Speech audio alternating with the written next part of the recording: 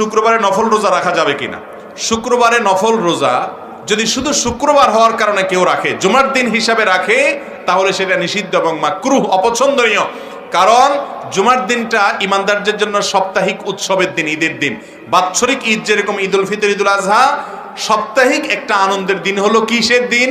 জুমার দিন। এই জন্য এই দিনে রোজা রাখা নিষেধ। তবে হ্যাঁ, আইয়ামে বীজের রোজা, চান্দ্র মাসের 13, 14, 15 রোজার মধ্যে শুক্রবার পড়ে গেছে, যেমন এই যে গত শুক্রবার পড়ে গেছিল, তাহলে সেই হিসাবে আপনি রোজা রেখেছেন শুক্রবার, কোনো অসুবিধা নেই।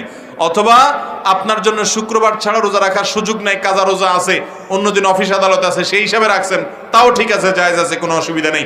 কিন্তু জুমার দিনকে আলাদা ফজিলতপূর্ণ দিন, ঠিক আছে, কিন্তু তাই বলে রোজা রাখালেন ওই দিনের কারণে, সেটা উচিত না এবং নিষিদ্ধ, মাকরুহ। যদি কেউ রাখেন হারাম হবে না, কিন্তু এটা অনুচিত কাজ, অনুত্তম কাজ। এবং সাপ্তাহিক ঈদ